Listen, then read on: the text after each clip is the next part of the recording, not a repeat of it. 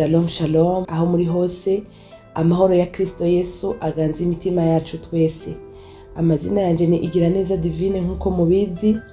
Uyu ni wa mwanya mwiza Imana yatugabiye wo kuvyukira imbere yayo iminota mike cyane ariko y'igiciro kinini mu nyonga z'Imana, itugirira neza ikatwemerera kwishira mu maboko yayo, tukavyukira imbere yayo tukayishimira ivyiza iba yadukoreye biba bitandukanye, tukayishimira uburyo iba yaturinze mu ijoro riba ryarenganye canke riba ryatambutse, hanyuma tukayishira imbere ibyifuzo bitandukanye, ibibazo biba biri imbere yacu, ibindi biba bitugoye ibi na biriya, hanyuma tukayereka umunsi uburi imbere yacu tuba tutazi ibi urimwo, kuko amaso y'umwana w'umuntu hari ibintu abadashobora kubona, ariko Imana yo mwijuru yoyo ibishobora kubibona. Hanyuma tukitanga wa mugwanizi Satani ibintu aba yateguye byo kutugirira nabi, Imana yo mwijuru ikabitsinda binyuze mu buryo tuba twavyukiye imbere yayo tukishira mu biganza vyayo. Yesu nashimwe cyane. Nkuko rero tubimenyereye, tugiye kwifashisha umurongo w'ijambo ry'Imana kugira ngo dusenge. Hanyuma bene data sukubigisha, ahubwo no gusangira ijambo ry'Imana, kandi tugenda twibukanya muri runo rugendo ruja mu ijuru ntiba byoroshe, bisaba ko tugenda twibukanya dufatana amaboko, buke buke tuzosanga twarageze. Yesu nashimwe cyane. Hanyuma rero uyu munsi tugiye kwifashisha umurongo w'ijambo ry'Imana wanditse mu Baroma igice ca 6 ku murongo wa 12. Turahasoma twihuse. Haravuga ngo, none rero icaha ntikikabe ku ngoma mu mibiri yanyu izopfa, ngo mwumvire ivyo yipfuza. Kandi ku murongo wa 13, kandi ntimugahe icaha imibiri yanyu ngo ikoreshwe ivyo kugabitanya, ariko mwishikanira Imana nk'abazuke bavuye mu bapfuye, n'imibiri yanyu muyihe Imana kugira ngo ikoreshwe no kugororoka. Tumanuke gatoya ku murongo wa 23. Haravuga ngo, ingero y'icaha n'urupfu, ariko ingabire y'Imana n'ubugingo budashira bubonerwa muri Kristo Yesu umwami wacu. Yesu Kristo nahabwa icubahiro. Ijambo ry'Imana ritubwiye ngo icaha ntikikabe ku ngoma ngo mu mibiri yacu izopfa. Bene data, icaha ni kibi cane gose.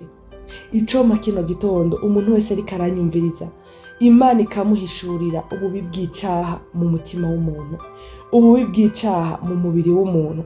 Icaha ngo kizana urupfu. Hano ku murongo wa 23 ngo ingero y'icaha n'urupfu. Yesu nadufashe cyane. Nukuvuga ngo Imana ikunda umwana w'umuntu ku rugero umuntu adashaka kuba yo kwiyumvira. Ikintu rero Satani akora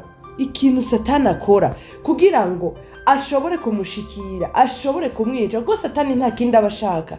Satani ikintu ashaka ku muntu ni ukumwica, akamwica ubugingo, none akamwicana n'umubiri kugira ngo ashobore kumutahira azogenda ikuzimu. Yesu nadufashe cyane. Nukuvuga ngo rero kugira ashikire umwana w'umuntu amuteza icaha kigaca kiza kikamera nk'igihome hagati y'umuntu n'Imana. Satani rero agaca abona uburyo agirira nabo umuntu. Yesu nadufashe cyane. Bene data, duhunga icaha. Bantu muri ko muranyumviriza, hunga icaha. Icaha ni kibi cyane. Icaha kizana urupfu bene data. Icaha gituma umuntu apfa imburagihe. Kandi bene data, ndababwira ikintu kimwe, icaha kiraryoha. Satani agisiga ubuki, ukumva umengo kiraryo, kiragukurura ukagikora. Kandi uri kuragikora, hari igihe ugikora wumva nyene umeze nk'umuntu afite inyota, umenga nyene ni umubiri uri kurareklama, umubiri uri kuragusaba kugikora, ukumva nyene ni ikintu kiragusunika gukora ico caha. Hari n'igihe ukora icaha uwejeje kugikora ukaza wumva mu mutima wawe utanguye kwicuza. Ni Satani aza akagushuka, none agatera umubiri wawe ubushake canke bezwe yo gukora ico caha. Rero iyo utamenye ubwenge ngo winjiye muri Yesu neza, usabe Mpwemu Yera agufashe kwirinda icaha, biragoye bene data uba muri iyi si irimwo wa mubi Satani. Nukuvuga ngo icaha uratangura ukagikora, kandi uri ugifise umutima wumva icaha kikubuza amahoro, uracara umuntu mu mutima wawe uracafisemo ubuzima. Ariko rero reka ndabwira ububi bw'icaha. Urashobora kugikora rimwe ukumva umutima ukujya, ukumva uricujije, mbere ukanihana ukavuga uti Mana yanje mbabarira icaha nakoze sinzogisubira, ariko Satani aba ari hano hafi yawe neza. Ni ukuvuga ngo niba waramaze kumva ku caha, urumva uburyo kiryoshe. Icaha kiraryoshe, icaha ntikibishe bene data, icaha ntikibishe, ariko inyuma yaco kibitse urupfu.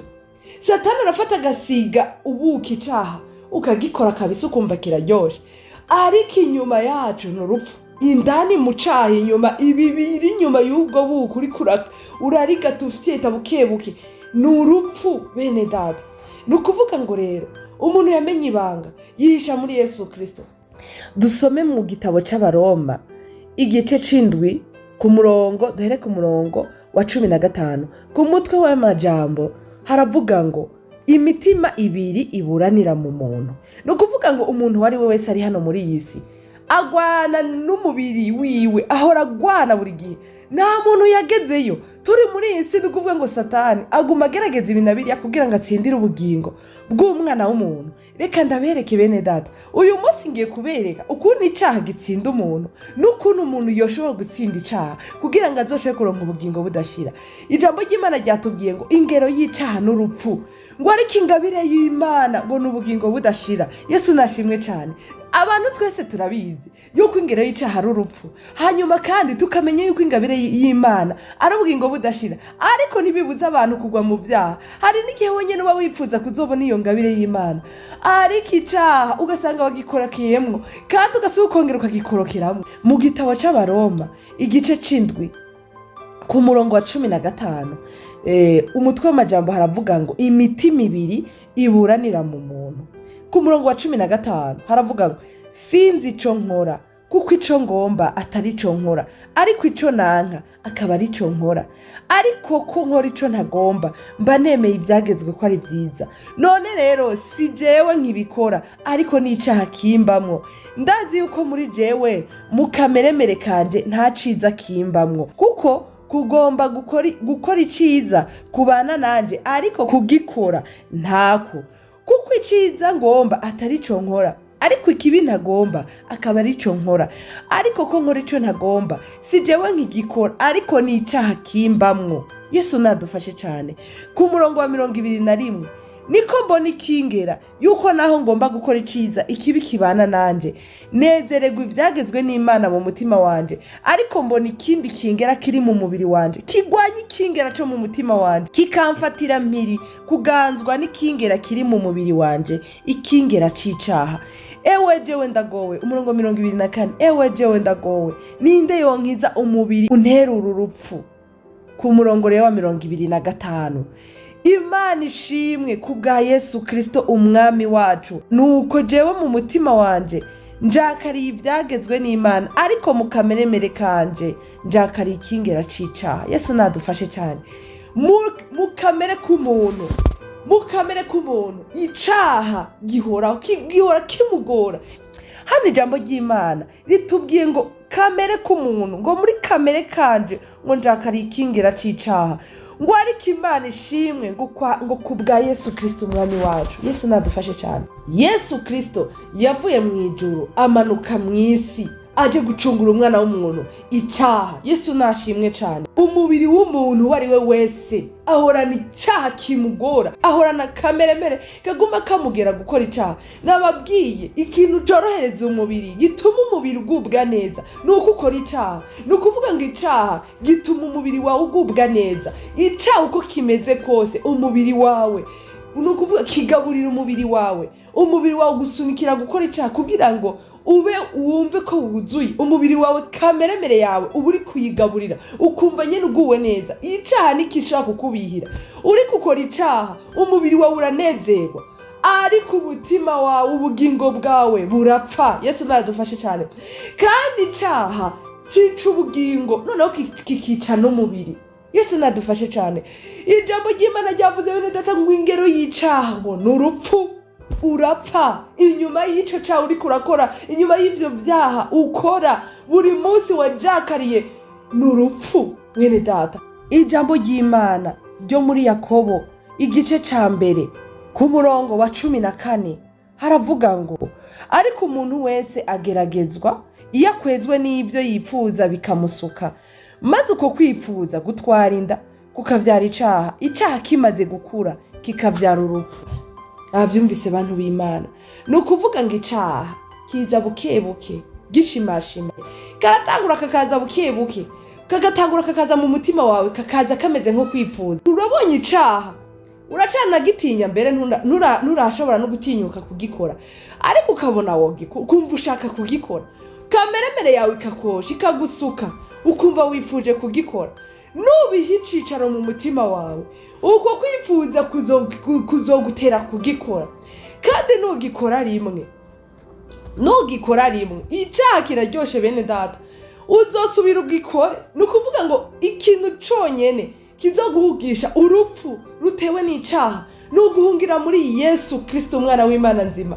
Ngo Imana ishimwe kubwa Yesu Kristo, umwami wacu Yesu Kristo yamanutse mw'isi aza kuducungura, aza gucungura umwana w'umuntu, atanga amaraso yiwe y'igiciro kinini kubera icaha. Ububi bw'icaha bene data, Imana iduhishurira ububi bw'icaha. Ni ukuvuga ngo icaha gitangurira mu kwifuza, hanyuma uko kwifuza kukavyara gukora icaha, hanyuma caha wagikora ukumva uburyohe buri muri ico caha, uko wa mubiri wawe ukagutera kugisubira. Noneho rero utamenya ubwenge ngo uhungire muri Yesu Kristo, uhungire muri Yesu Kristo, umwami wacu agutabare. Noneho mwemu yera agufashe kwirinda icaha. Icaha kiragoye kwirinda bene data, wambaye umubiri uguma ugikora, noneho ukaguma usubira, noneho rero ukazokwisanga warabaye umucakara cyangwa warabaye umuja w'icaha. Noneho Satani agaca kuboha akakubabira, ukagerageza gushaka kucikuramo, ariko caca kuko camaze kukugira imbata yacu, camaze kukugira umuja wacu, camaze kukugira umucakara, ntibikunde. Kubera ko icaha kirakura, gitangura ari gato, utangura kwiyumvira, ugatangura kugerageza, ugatangura kuzura kora gato, hanyuma ukamenyereramo, ukaguma ugikora, ukageraho ukaba imbata yacu, ukageraho ukabi umuja wacu, kikakuganza. Noneho ugasigara umuja wacu ukagikora, noneho ugasigara kimeze nk'ikiyovya bwenge, utagikoze ukumva nta mahoro ufise, ukabaho nyene. Kandi umviriza ijambo ry'Imana twasomye mu Baroma igice c'indwi, ngo imitima ibiri ngo iburanira mu mutima w'umuntu, ngo ico ugomba ngo sico ukora, ngo ariko ico utagomba usanga wagikoze kandi ari icaha.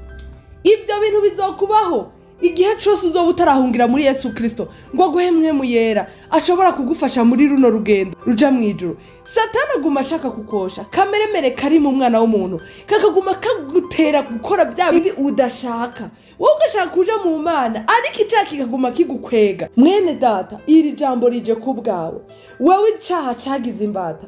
Ijambo ry'Imana twatanguye ko gusoma ngo rero icana kikabe ku ngoma, ikintu kiba ku ngoma, ikintu kiba carabaye ku ngoma ni ikintu umuntu yaba yarimitse. Ikintu tumenyereye kivugwa ingoma ni ikintu kijanye n'umwami. Umwami ni waba ku ngoma. Ibaze nawe kwimika icaha mu mutima wawe kikaba umwami mu buzima bwawe, icaha kikakuganza ku buryo gisigara arico kigukontrola, ugasanga ntugishoboye wowe kwikontrola. Ico caha nico gisigaye gitwara kikuyoboye. Yesu nadufashe cyane kugira rero uciyambure. Hari abantu benshi bamaze kuba imbata z'ivyaha, hari abantu benshi icaha cyamaze kwifatira kikamera nk'ikiyovya bwenge, wowe ugashaka kucikuramwo ariko ntibikunde, ukaba waramaze kuba addicted naco. Umenye neza ko kiriko kirakuyobora mu rupfu, uri kuragenda kandi uri kuraja ni mu rupfu. Ubimenye neza kuko gwicaha kizana urupfu, buri kigabire y'Imana ngo n'ubugingo budashira. Reka rero nkwereke ukuntu ushobora kwigobotora ico caha camaze kukugira imbata. Yesu nadufashe cyane kugira ngo ushobore kugaruka mu nzira y'Imana ijana mu bugingo budashira, kuko iyo nzira urimwo urabizi neza kuri mu nzira y'urupfu, ariko ntushobora kwigobotora kuko icaha caramaze kugufata, uba addicted naco, ntushobora kuba wo kwigobotora. Ariko Yesu Kristo ashimwe kuko yamanutse ava mu ijuru aje gucungura umwana w'umuntu kubera icaha. Yesu nadufashe cyane. Ngiye kubarangira ukuntu woshobora kwigobotora icaha, ukuntu woshobora guhunga icaha. icaha cakugize umucakara, mwene data uyu munsi ufata umwanzuro wo guhunga uve muri iyo nzira y'urupfu uje mu nzira y'ubugingo budashira, ingabire y'Imana n'ubugingo budashira. Yesu Kristo yapfiriye ibyaha, yapfiye abanyabyaha bose, nawe urimwo uyu munsi ufata umwanzuro uhunga icaha uje mu nzira y'Imana, Imana iguha ubugingo budashira. Yesu nashimwe cyane. Abaroma igice 8 duhere ku murongo wa mbere haravuga ngo, umutwe w'amajambo haravuga ngo ubugingo bwo muri mwemu. Umurongo wa mbere, nuko rero noneho abari muri Kristo Yesu nta rubanza ruzobatsinda, kuko ikingera ca mwemu w'ubugingo bwo muri Kristo Yesu cancunguye ngo singanzwe n'icangera c'icaha n'ic'urupfu. Yesu nashimwe cyane. Ariko Imana yo mwijuru ihabwa icubahiro. Yesu Kristo amaze gupfa akaducungura, hanyuma ku munsi ugira gatatu akazuka, hanyuma akagenda mu ijuru, yasize abwiye abigishwa biwe ati nzobarungikira umufasha. Yesu nadufashe cyane. Yesu Kristo yaturungikiye mwemu yera. Uyu mubiri uyu twambaye uyu mubiri uragoye cyane bene data, uyu mubiri uragoye kugera. Shaka ubura umuntu ameze gute, shaka ubura umuntu uvuga uti jewe ndi umuntu w'Imana, jewe nkeneye kuzoja mu ijuru ugafata imyanzuro n'iriya yo kuja mu Mana. Uyu mubiri uragoye cyane kuko Pawulo mwabonye yavuze ati ewe jewe ndagowe, ico nshaka gukora sico nkora, sanga nakoze ico nashaka. Yesu nadufashe cyane kuko ikingera cica kiri muri jewe. Ariko Imana ishimwe ku bwa Yesu Kristo. Ijambo ry'Imana hano ritubwiye ngo iki? Ngo nuko rero noneho abari muri Kristo Yesu nta rubanza ruzobatsinda, ngo kuko ikingera ca mwemu w'ubugingo bwo muri Kristo Yesu cancunguye ngo singanzwe n'icangera c'icaha n'ic'urupfu. Yesu nashimwe cyane. Muntu uri kuranyumva, ikintu ca mbere kizokugobotora mu ngoyi ico Satani yakwambitse mu kugutera ibyaha bikakugira umucakara, ibyaha bikakugira umuja wavyo ukabihoramo, kandi we muri wewe ushaka ubugingo budashira, ikintu conyene kigomba kukugobotora nukuza muri Yesu Kristo, ukaza ukemera Yesu Kristo w'umwami n'umukiza wawe. Hanyuma kumwemera rero ntibihagije kuko turacari muri yasi. Ikintu conyene rero gishaka kugutabara no gusaba ikintu bita mwemu yera, nukuvuga umaze kuza muri Yesu Kristo ukamwakira nk'umwami n'umukiza wawe, ukamimika mu bugingo bwawe, ikintu kiba gisigaye uhita usenga rero ushaka mwemu yera, ushaka mwuka wera, ukarondera mwemu yera ukamuhamagara akaba ari waza akaganza ubugingo bwawe. Buriya ndabwire bene data, abantu bari mu Mana ngo nta rubanza, abantu bari muri Yesu Kristo ngo nta rubanza ruzobatsinda, kandi twese turabizi neza ko hari urubanza ruri imbere yacu ruturindiriye. Umuntu wese azobazwa ibyo yakoze akiri muri iyi si. Yesu nadufashe. Umuntu wese ariko aranyumva ico kintu arakizi. Uwemera Yesu Kristo n'utamwemera murabizi neza ko hari umunsi twese tuzogaragara imbere y'Imana, umuntu akazobazwa ibyo yakoze akiri mu isi. Yesu nadufashe cyane.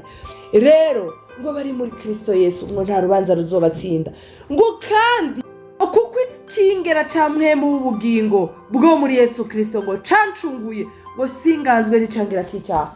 Bene data turondere mwemu yera. Abamaze kwakira Yesu Kristo nk'umwami n'umukiza mu bugingo bwabo, hasigaye ko murondera mwemu yera.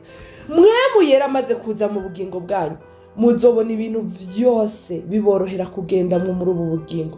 Nukuvuga ngo mwemu yari muri wewe, hari ibintu atakwemerera gukora. Ushobora ibyo bintu by'inyota y'icana bisubira kuba muri wewe kuko mwemu yera ari muri wewe, ikintu cambera gukiza n'inyota y'icana. Nusubira ko ibyaha birakunukira, nukuvuga ngo urabona icaha ukakibona nk'ikintu giteye isesemi. Mwemu yera ari muri wewe ntashobora kuba yakwemerera gukora icaha, naho tirigana gatoyi ukagwa mu caha ntiyemera kubana na 10 minota myinshi. Ica arakubuza amahoro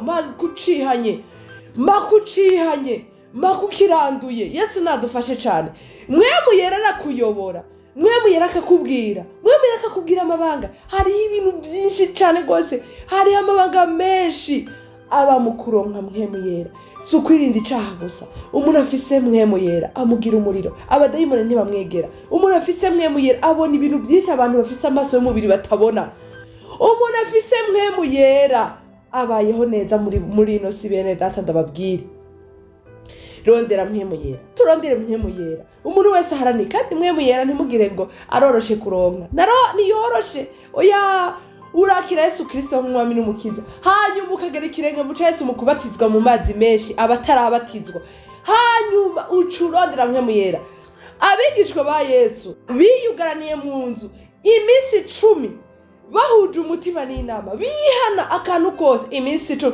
Beneda zari intumwa za Yesu zagendanye nawe nibari abantu basanzwe, abantu babonye Yesu amaso mu yandi, abantu bagendanye na Yesu, abantu baganiriye na Yesu, si abantu basanzwe ariko bamurondeye ubudahumeka iminsi 10. Ahora bagiriye ubuntu, harabarondera mpwemu yera ibihe n'ibindi, bakarondera bakisonzesha, bakiyiriza, bagasenga Imana, bakiyeza.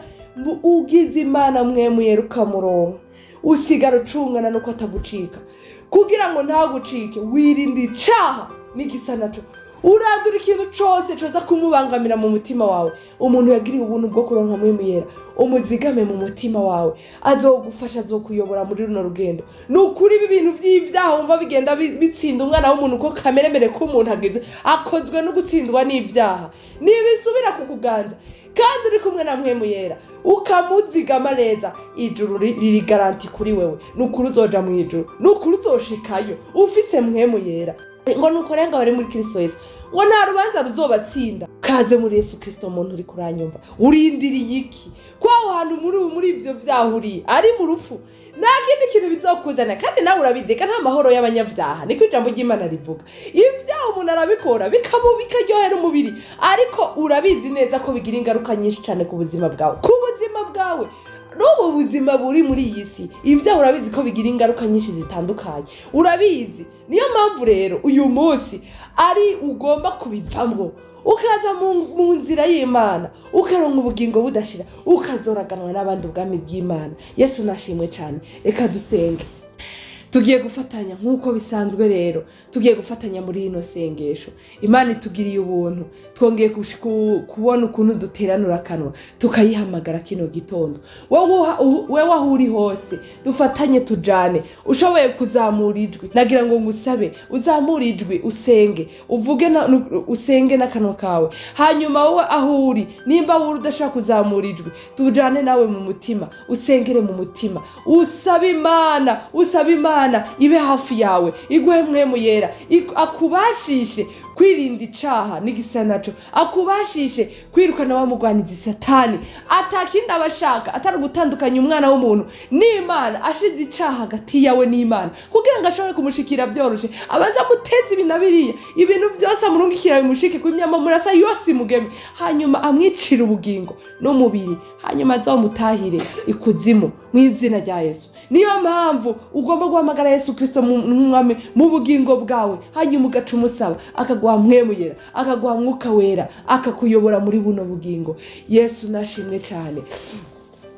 Mwami Imana Data wa twese uri mu ijuru, mu izina ry'umwana wawe Yesu Kristo, turagushimiye Mana, turagukengurukiye ubuntu bwawe butagira uko bungana utugirira buri munsi Imana, ukatwemerera Yesu Kristo kongera kugira amahigwe yo kumva ubutumwa bwiza. Data nuhabwe icubahiro, nisibisanzwe nambara gatoya. Buri munsi Imana uratwiyumvira ko ukaturungikira amajambo y'ubugingo. Uyu munsi rero Yesu watubwiye ngo nuko bari muri wewe ngo nta rubanza ruzobatsinda. Eraga Yesu tuguhungiye ko udutabara nidupfe, wowe waradupfiriye nyakubahwa. Turakwinginze ngo dutwikirize amaraso yawe yayandi y'igiciro kinini, amwavira igorogota ku musaraba, atwikira umuntu umwe wese Mana ariko aranyumviriza kino gitondo, yagize inyota n'inzara byo kuvyukira imbere yawe Mana. Uzobukoze Mana yo mwijuru, hanyuma uturungikira mpwemu yera. Mpwemu yera mufasha wabizera, ngwino bane natwe, ngwino ugendane natwe, ngwino twigishe Mana yo mwijuru, ngwino twigishe, ngwino tuyobore muri ino nzira igoye, ino nzira ipfunganye irimwe ibintu byinshi Imana bihiga ubugingo bw'umwana w'umuntu, bigashaka kutwica no guhenebereza ubugingo bwacu muri Gehinomu. Mu izina rya Yesu Kristo turafatije imigambi n'imigabo y'umugwanizi Satani ku ubugingo bwacu.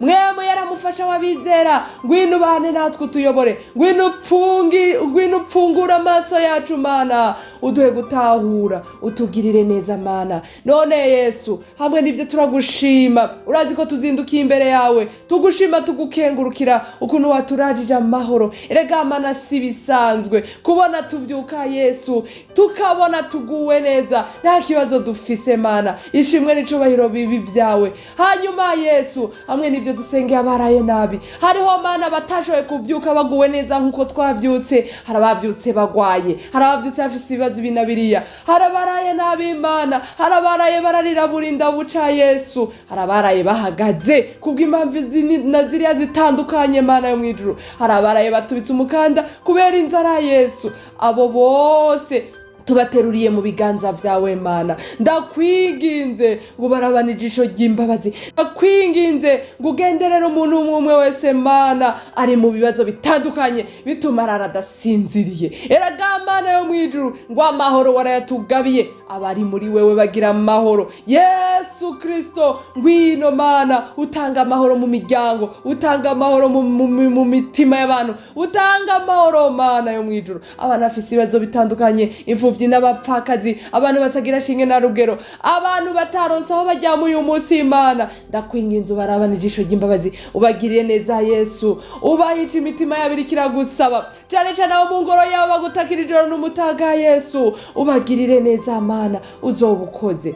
Hamwe n'ivyo rero Yesu Kristo, nkuko twama tubigenza, turakwiragije rero uyu munsi wose Mana, tushize mu biganza vyawe Yesu. Nituba tuzi ivyo umunsi ubitse imbere yacu, harimwo abariko baranyumviriza Yesu, hari ibintu bibasamiye uyu munsi bari buhure navyo bitari vyiza, bigomba kubagirira nabi. Ivyo umwa Satani yateguye, ndabiteguje umuriro w'Imana mw'izina rya Yesu Kristo. Ndasanganguje imitego y'umwa Satani ariko aratega mu buzima bw'umwana w'umuntu umwe wese ariko aranyumviriza kino gitondo, mw'izina rya Yesu Kristo. Ndasenze Mana, ndahamagaye umuriro w'Imana ururuke uturire buri kintu cose Satani yohereza, Satani arungika mu buzima bw'abantu kugira ngo abateshe, kugira ngo ababuze amahoro, kugira ngo babagire nabi, mw'izina rya Yesu Kristo. Ibiri imbere yacu ntitubizi, hari haba ariko baranyumviriza uyu munsi nyene Mana, ubuzima bwabo buri bushigwe kwiherezo. Ndakwinginze ngo iri jambo ry'Imana Mwami Yesu Kristo ubigishe, Mwami ubabe hafi, utegura ubugingo bwabo, kuko Mwami Yesu Kristo ngo ntuhimbagwa nuko umuntu apfa, ngo ari kuhimbagwa nuko umuntu yihana, ngo ubugingo bwe bukazokubona. Ni umuntu yagiriwe ubuntu gukumva buno butumwa, gukumva ino message ivuye iwawe, uhindura ubugingo bwiwe Mwami Yesu Kristo, umuhindure, worosha umutima wiwe umere nk'inyama, maze nyagora ku ngoma akuzire, akwizere, akwemere Mwami Yesu, akwakire, ubugingo bwiwe bugereremwo. Urakoze nyakubahwa, ibisigaye Mana yo mwijuru, umenye ibidukwiriye, ukabiduhera ubuntu n'imbabazi, byose biraba uko ushaka. Ni mw'izina ryawe ryera Yesu Kristo umwami wacu ndabisavye mwo, amena. Mwami Yesu Kristo abaho umugisha, murakoze.